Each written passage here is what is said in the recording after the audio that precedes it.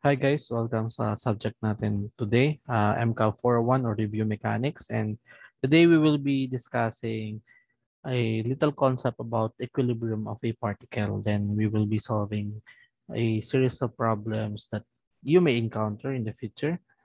Okay, so again, as a review of mechanics for the prelim stage, we will be focusing first on the statics of rigid bodies. And in this particular lecture, this will be about equilibrium of a particle.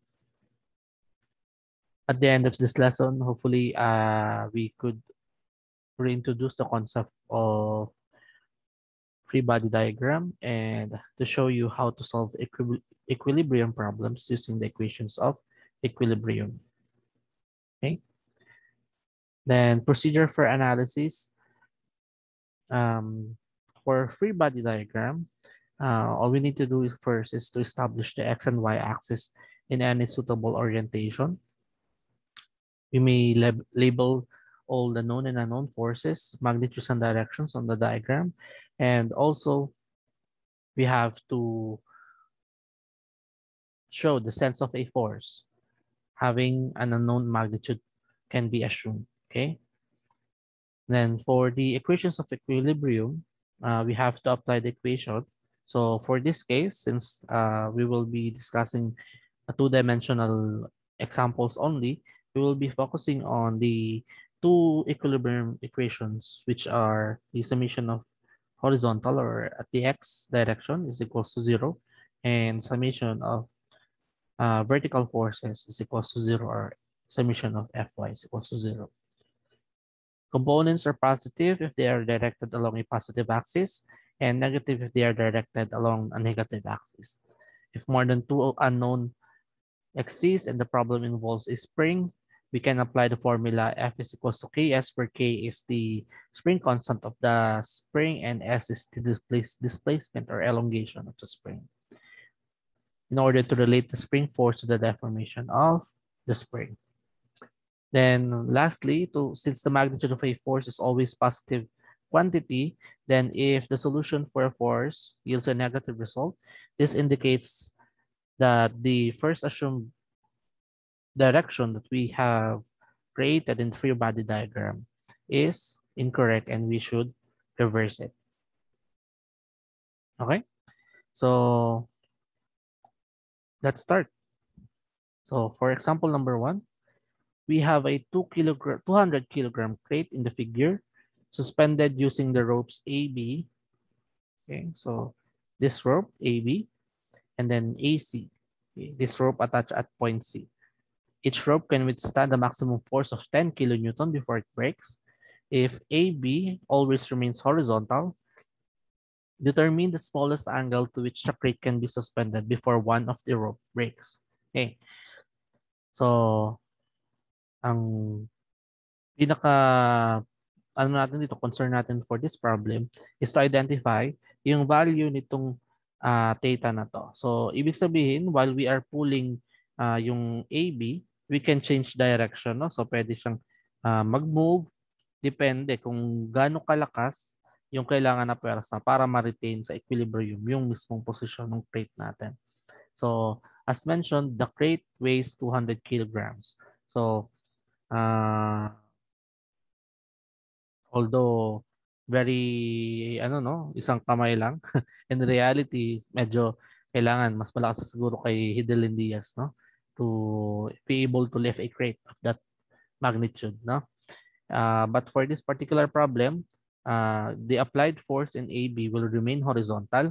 So, ang mag-change ng direction or ng magnitude, or sabihin natin ng pwedeng mag-change yung position, is itong mag-move lang siya dito. So, pwedeng hanggang dito, tapos andito yung pupunta dito yung crate natin. Or, mapapalakas yung pwersa natin na mapupunta siya dito, no? Para lang ma-retain siya in equilibrium. Okay? Basta, ang given sa problem, each rope can withstand a maximum force of 10 kilonewton lang before it breaks. So, ito yung pinaka-limit natin. Once the rope is exerted with a force greater than 10 kilonewton, definitely mag-snap na yung rope natin. Okay? So, determine the smallest angle. Again, ito yung hinahanap natin. So, what we need to do first is to make a free body diagram of this particular example. Okay? So, sa tracing, we have to select a point wherein all of our forces will meet. No? So this is an example of a concurrent force. So concurrent forces, meaning um, they are starting at or they are from the same point, no? So ang most common point from them is yung point A natin. So when we select point A as our center for all the forces, we can assume that the force acting here and the force acting here and the force acting downward due to the weight of the crate are all coinciding at A. Okay, so again, just drawing the free body diagram, assuming all of the I'm assuming all of the forces are in tension. Okay, so this is A. So this is force from FAB or rope AB, and then we have here again a tensile force. Assume say tension. FAC with uh, yeah. So with the same inclination. So this is a alternating angle. So by principle, kung ano yung maging value ng angle na to will be the same as this one. Okay, so okay. Then we have here when we look at point D. So you can see kung point D pag titingnan natin, ang forces acting on it is the weight of the crate and the tension from the rope. Okay, which is FAD. Tawagin na FAD. Ito yung weight ng crate. So by equilibrium force, um, si value ng FAD will be the same as the value of the weight of the crate. Okay? So all we need to do to transfer the force papunta kay point A, just identify kung ano yung value ng weight ng crate. And weight is taken as the mass times the pull of gravity. So we have 200 kilograms times 9.81 meter per second squared. So yung weight natin for this case will be 200 times 9.81 is 1,962 newtons. Okay, so as you can see, it's in newtons or in kilonewtons. It is 1.962 kilonewtons, which is less than 10 kilonewton, meaning the rope AD or this particular rope will not break. Okay, so ayan. So one checking of the rope. So definitely this rope will not break. And next is yeah, we reflect force FAD do sa free body diagram natin. So this will be FAD, which is again equal dun sa value ng weight natin, which is 1.962 kilonewton. Okay, so what we need to do now is to identify yung data natin. Ngayon, we have to analyze yung problem. We are given this particular problem kasi we have to look at the situation nung mismong body natin. Kung makikita natin, yung free body diagram natin dito sa baba, we have actually three unknowns. And when applying the equations for equilibrium, dapat two unknowns, two equations. Since two equations lang yung for two-dimensional natin, our unknown should be 2 lang. So, saan manggagaling yung kung saan manggagaling isang value. So, we have to check yung mismong nung crate natin. Okay? So, what we can do is first, get the equilibrium equation natin. So, as first start sa equilibrium equation, the horizontal direction, fx is equals to 0, taking to the right as positive. So again, looking at this particular figure. Okay. So okay. So let me move this one. Yeah. So then I'll change the location of this one. Yeah. Okay, so that's our free body diagram and then our solution. Right. So forces horizontal. So we have to get the component of FAC, and from trigonometry, component natin is ito yung horizontal natin and ito yung vertical natin to be able to have a direction going to the left and upward, no? So dapat mag-left muna siya, then pupunta siya upward bago siya magkameron ng direction na ganun. Okay, so again, so this is from trigonometry. So we need yung FACX. So cosine tayo. Cosine of theta plus FAC. Negative kasi left to the left in direction natin. Plus FAB is equals to 0. Okay? Dahil kailangan in equilibrium yung mismong body natin. Then when we try to get the value of FAC, okay, so we try to transpose and then rearrange the equation. So FAC is equals to FAB. So we will have FAC is equals to FAB over cosine of theta. Now analyze natin yung given equation sa atin. This one, no? So yung theta natin dito from the horizontal, ang maximum value na pwede nating makuha is 90 degrees, right? So ibig sabihin diretso siya dito. Okay? And a cosine of 90 is already 0, no? So malamang hindi mangyayari na 0 yung ano natin, yung value niya. And then when we try, kung titingnan natin sa diagram, so baka naglalaro, although we cannot really assume any value, malalaman natin na any number na pwede na ilalagay natin dito except 90 will produce a value na ano mangyayari sa equation na divisor ng FAB. And any number na divisor ng FAB, ibig sabihin, yung magiging value ng FAC will be always greater than sa value ng FAB. Why? Kasi halimbawa, when we try, let's say, ang value ng theta natin is 75, no? So, ang cosine of 75 is 0.259. Okay?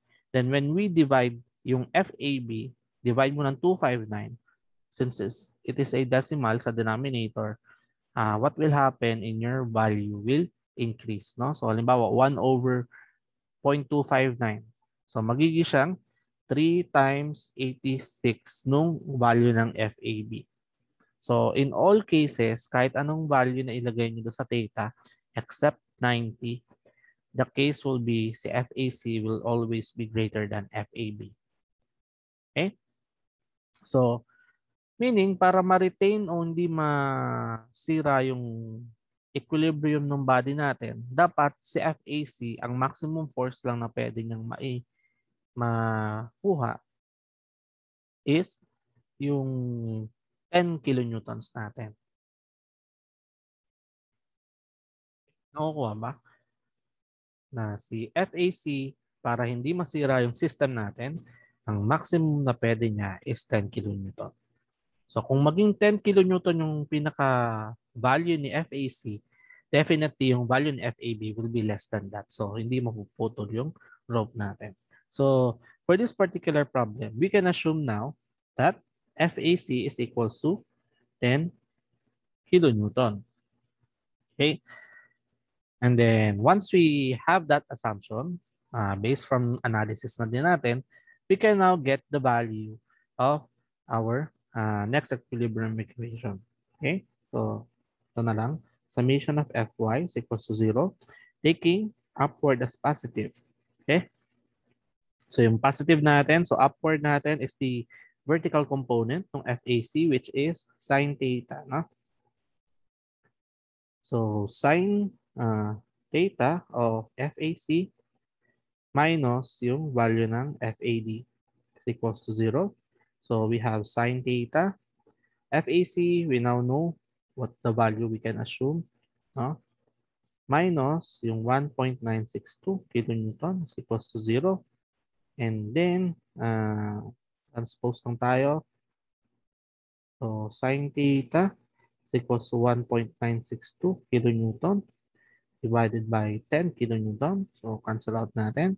So, shift sign lang natin or arc sign natin or inverse sign. No?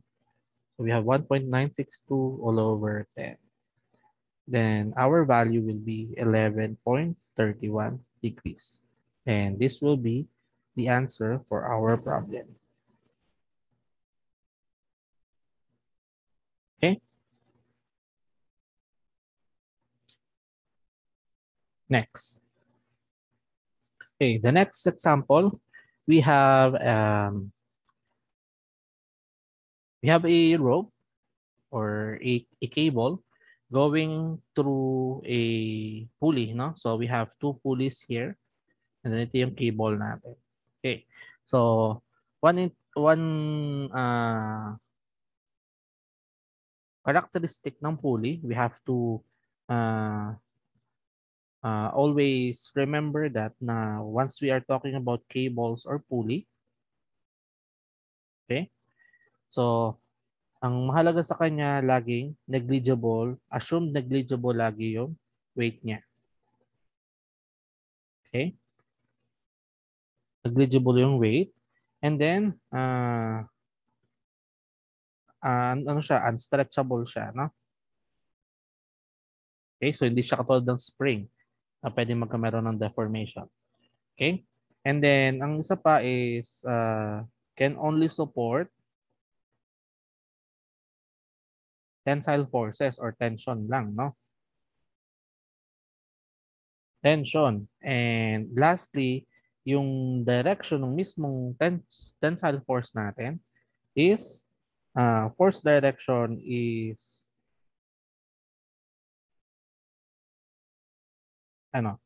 lagi siyang along the direction ng cable.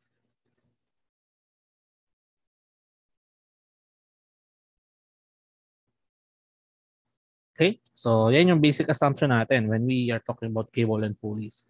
So, for this problem, we need to determine the value of the x direction or yung distance ng pulley B from AC, and then yung y natin o yung distance nung pulley C kay pulley B. Okay? So, given ang forces natin, 800 newtons for F1, F2 is 1,000 newtons. Okay. So, what we need first is to analyze. Anong nangyayari dito? So, ito, meron tayong F1 dito na naka-tensile. So, kung itong point yung pinag-uusapan natin, anong force yung nag-aakpang sa kanyang isa? So, meron tayo ditong gumaan ulit na cable. So, since cable siya, assume na tensile force siya. Ano yung value niya? The value niya will be the same nito. So, F1 pa din niya. Okay? So, F1 niya. So, kung F1 yan, pagdating mo sa B, tensile pa din niya na F1. Okay? And then, that same cable passes through pulley B. So, ibig sabihin, itong cable na to, yung tensile na to, is also F1. Okay? So, now, we can now consider itong point na to as the point wherein the concurrent forces meet. Okay, so ito will be F2, then this will be F1. Okay, so let me draw first the free body diagram.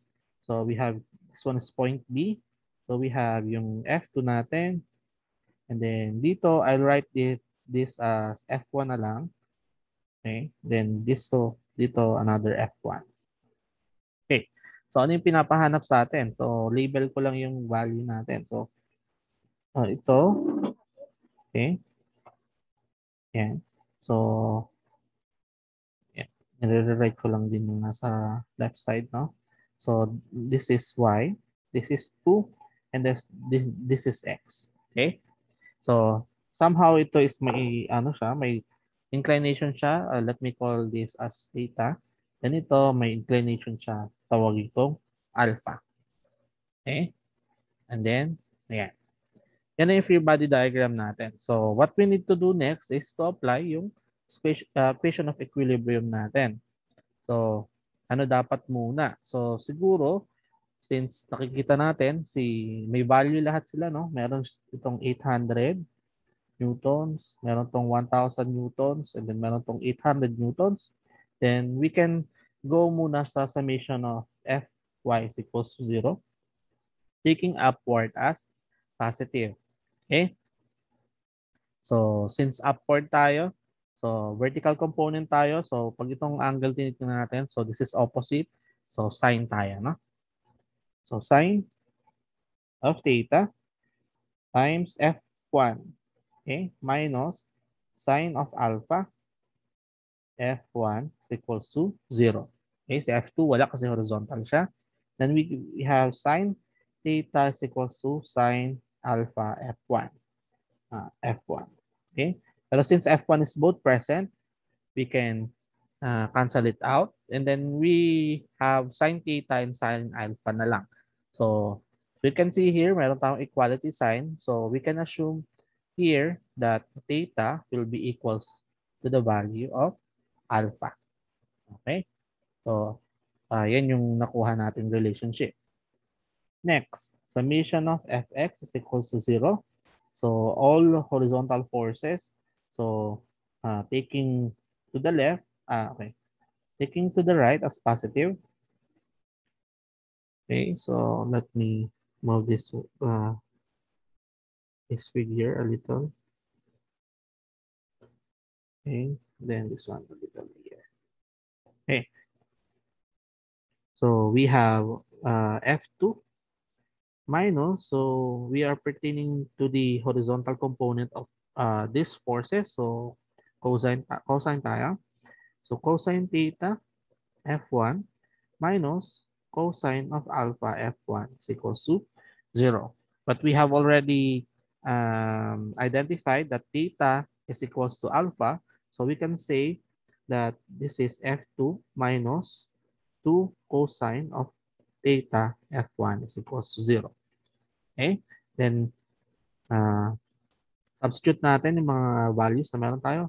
1,000 newtons minus 2 cosine of theta times how many? 800 newtons. Okay, it's equals to 0. Then we try to transpose, then divide. So 1,000 newton over 1,600 newton. Cancel out natin. And we will have a value of theta equals to 1,600. So cosine of that number is 51.32 degrees. Okay, so we have already identified yung value ng theta, but we are looking for the value of x and y. Okay, so going back dito sa figure natin, once we know theta, we also know alpha kasi they are the same value nga. So we have a right triangle here. Okay, so ayan. So kung ito yung theta natin, yung alpha natin, and then this is x, this is 2. So to get x, we need, this is our angle, so opposite over adjacent. So we have tangent. So tangent theta, let's say alpha, equals to 2 over x. So yung x natin is equals to 2 over tangent of 51.32 degrees. So we have x is equals to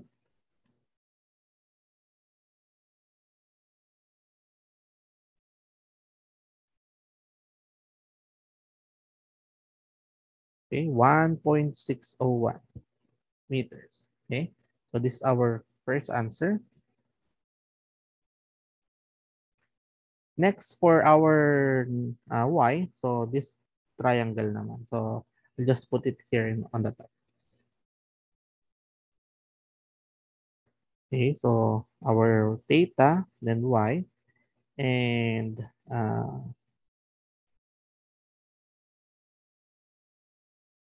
you can use yung value nung mismong x natin, pero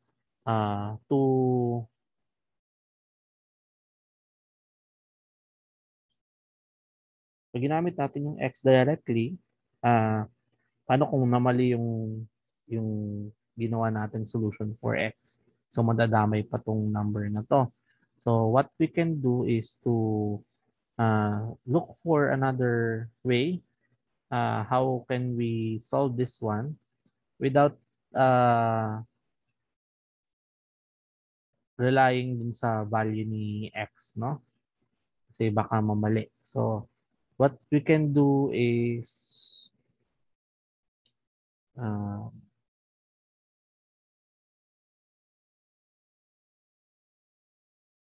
so if we look at the figure again, no? So if this is also theta, no? And then they are the same distance.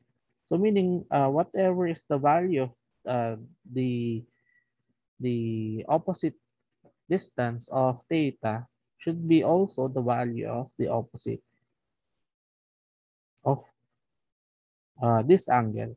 So by this diagram, we can already say that y is equals to 2 meters also, no? But we need to verify, and the only way we can verify that is to use the one we calculated already. Okay?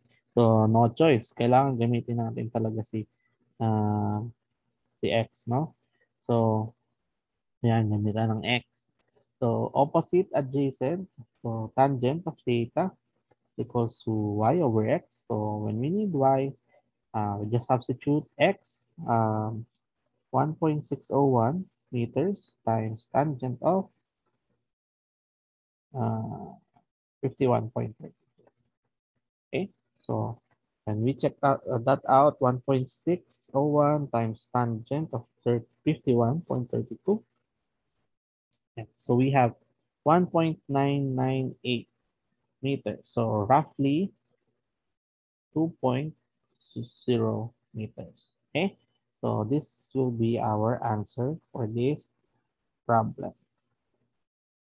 Okay, next. Okay, so determine the stretch in its spring for equilibrium of the 2 kilogram block. The spring shown in the equilibrium position is in equilibrium position.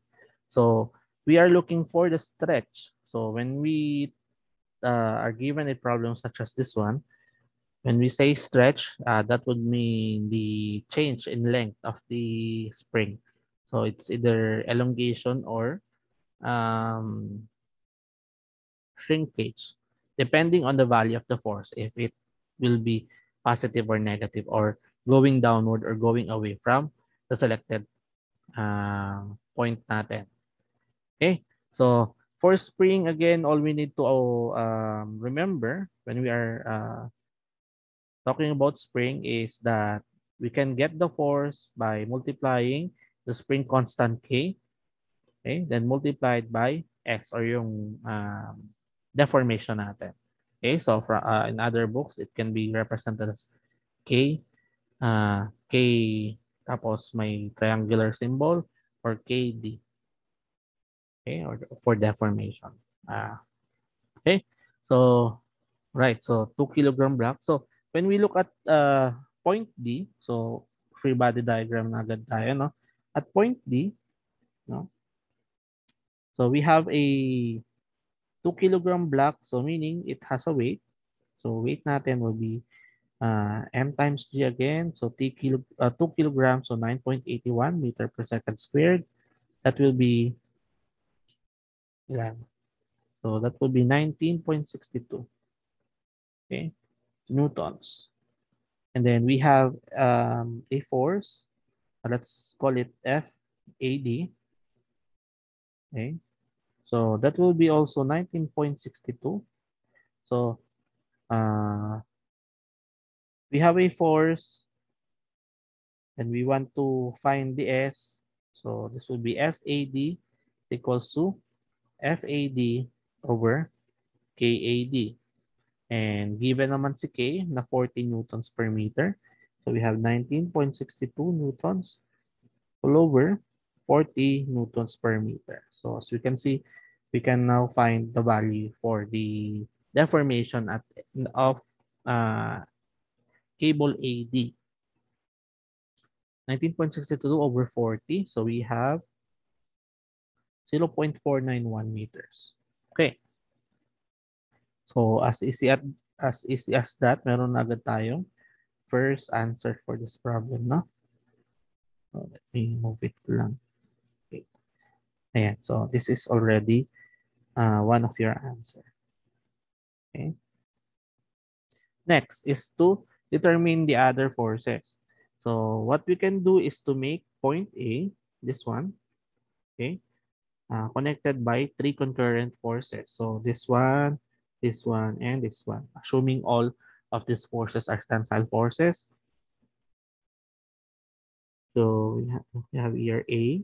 Then we already identified FAD, which is tensile already. Then we have FAB. So we don't know yet what is the value of FAB. What is its inclination? So we have 3, 4. So automatic 5 dapat to. Okay. And this is FAC. So this is 3, 3. So para makuha yung hypotenuse niya, 3 square plus 3 square. Okay. So that will be 3 squared of 2. Okay. So saan nanggaling yung values niyan? Dito po sa distances natin. Okay. So baka mawala tayo. Okay. Now we can use our equilibrium equation. Summation of fx is equals to 0. Taking to the right as positive. So since again, horizontal component ng forces yung kailangan natin. So meron tayong given na to. So hindi tayo mag-trigonometric. So susunod na lang natin yung kung ano yung direction. Okay? So for FAB, we have 4 over 5 ng FAB minus yung 3 over 3 square root of 2 of FAC is equals to 0. Okay? So now we can transpose the negative term to the other side. FAB is equals to 3, 3. We can cancel this out na. So we will have FAC over square root of 2. So let us just leave it like that muna. So we have to get the next equilibrium equation. So we have summation of Fy is equals 0. So looking at the figure, so we are now focusing ourselves with the upward direction for the inclined forces. So this will be for FAB, that will be 3 over 5 FAB plus. So get assuming upward direction is positive, okay? So 3 over 3 square root of 2 FAC is equals to or minus 19.62 newtons is equals to 0. So to solve for a value, we need to assume to get a value, no? So let's say FAB na lang, no? So let's get from the first equation, ito. FAB, we can cross multiply both sides or the numerator denominator by the coefficient of FAB. So this will be 5 FAC all over 4 FAB. Okay, so substitute natin here. So that will be 5 okay, over 4 FAC. Wait. May mali. Okay, dito. So this should be square root of 2. Okay, so FAC for square root of 2. Okay, then cancel din to. This will be FAC over square root of 2 is equals to 19.62. So I already transpose the negative one to the other side. Okay, So what can we do? Cancel this one out also. So 3/4, also 3 FAC over 4 square root of 2. So combine natin yung same terms, no? So upon combining, this will be 7 square root of 2 over 8 FAC, okay, equals to 19.62 newtons. So FAC can be calculated as cross multiply nyo lang 8 divided by 7 square root of 2 or 19.62 divided by that value. So we have 15.855 newtons for FAC. Okay? So, meron tayong value ng FAC, so we can get also the SAC, no? SAC is equals to FAC all over KAC. So, that would be 15.855 newtons divided by 20 newton per meter. Okay? So, here po.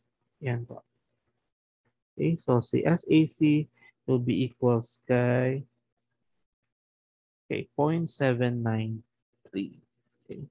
0.793 meters. Okay?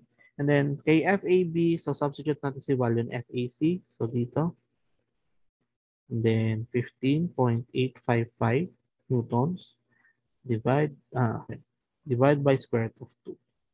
Okay, so si FAB equals to 15.855 over 4 square root of 2. So we have 14.014 Newton. Okay, so for SAB, that will be FAB all over KAD. So substitute nyo na lang and then get the value of SAB. So 30, so 14.014 divided by 30 newtons per meter. So that will be 0.467 meters. Okay, so this will be our answers.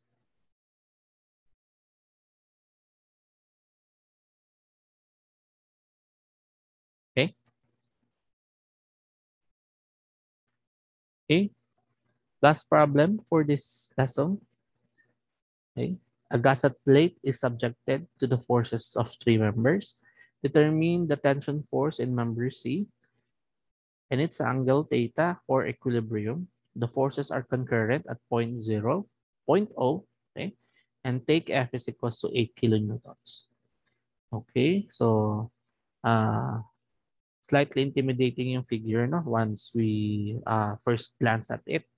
Pero to simplify nga that particular figure, we need to prepare yung ating free body diagram. And one way to do that is to identify kung saan sila nag-meet at a common point.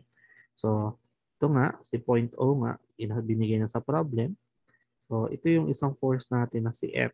No? Si F na may value na 8 kilonewtons. And then may inclination siya na 3, 4, and 5. Okay? And then we have yung C. Okay? So, ipalta ko na lang yung T na FC for easier reference, no? Kung what force yon. And then ito, okay, so si FA na lang to na may value din na 9 kilonewton. Okay? So, ang pinapahanap is the value of this theta to make it in equilibrium. And then, yun na. Okay? So, yan, yung free body diagram ng ano natin. So, what we can do first is to analyze muna yung figure natin.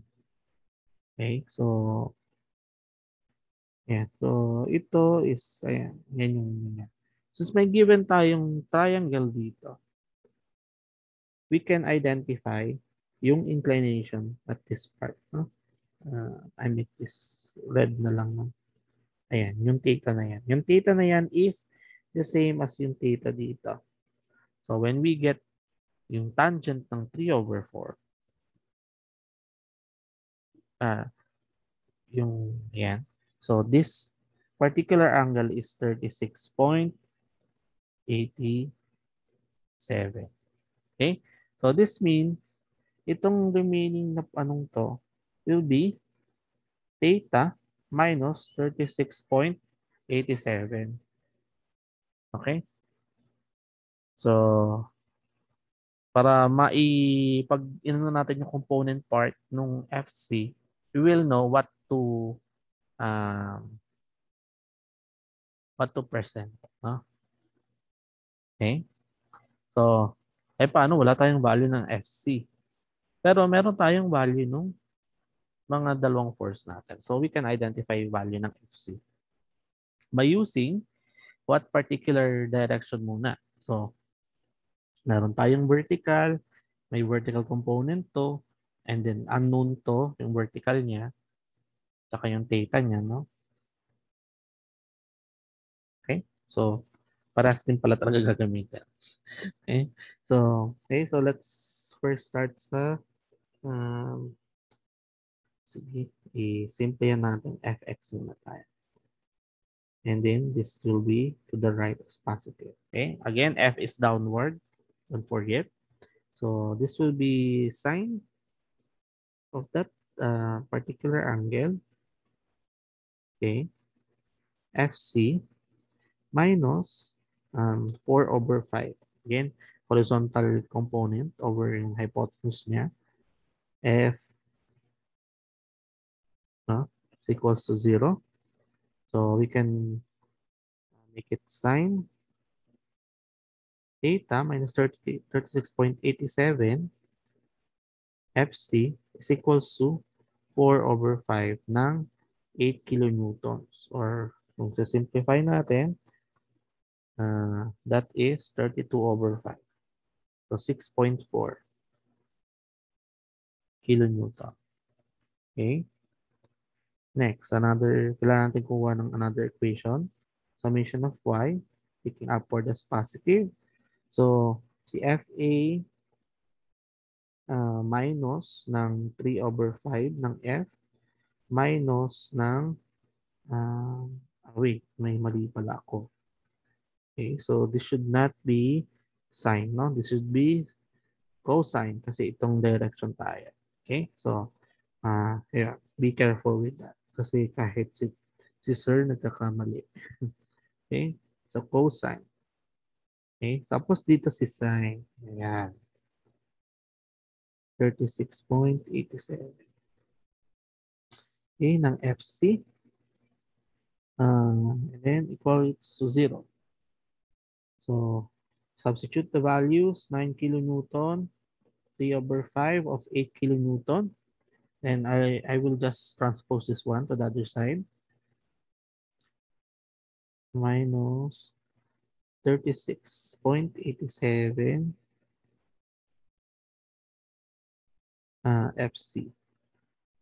Okay. So what I can do is this, I will put it here na lang sa taas. Okay. So this one can be expressed as in terms of FC.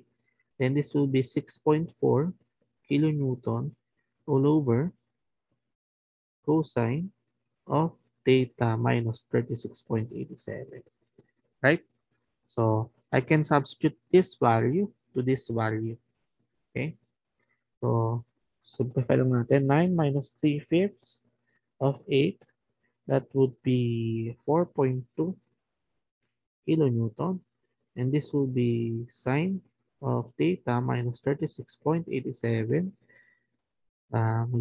times 6.4 kilonewtons all over cosine of theta minus 36.87. Okay?